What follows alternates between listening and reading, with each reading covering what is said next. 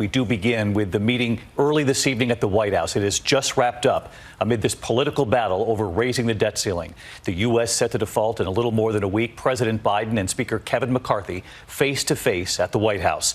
The president and the House Speaker, this is the start of their meeting in the Oval Office just a short time ago. And as you well know at home, the U.S. Treasury set to run out of money to pay America's bills if the two sides don't come to an agreement, not only in that room, but then Speaker McCarthy must get any agreement back through the House in Congress, which, of course, is no easy feat.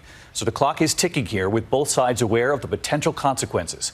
ABC's chief White House correspondent Mary Bruce with late reporting. She leads us off tonight from the White House.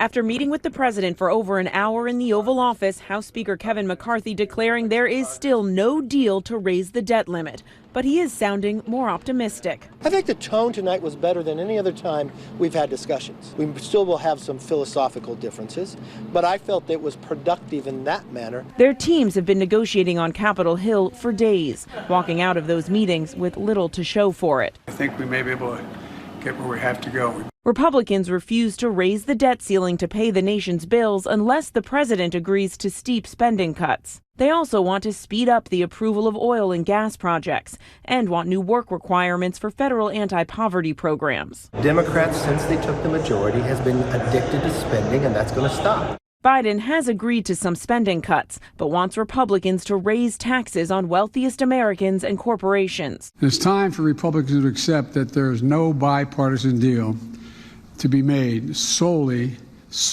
on their partisan terms. The Treasury Secretary is stressing there is no time to waste. In a letter to Congress today, Janet Yellen warning the U.S. government will run out of money to pay its bills as soon as June 1st. Mary Bruce live at the White House tonight. Mary, you and I have been talking about this several nights now. It's not just 10 days to go until that deadline. That's why they're meeting here. But then Speaker McCarthy's got to get this back through Congress, back through the House. So back time here, and how much time do they really have left? Well, David, once a deal is struck between the president and the House Speaker, they then have to sell this to their members up on the Hill. It is then likely to take several days to pass through both chambers. So on the calendar, there may be 10 days left. In reality, they have just a few days here to finalize a deal. And if they don't, if the U.S. defaults, of course, it could spark a global recession and lead to the loss of millions of jobs, David. Okay, Mary Bruce tonight breaking through it as always. Mary, thank you.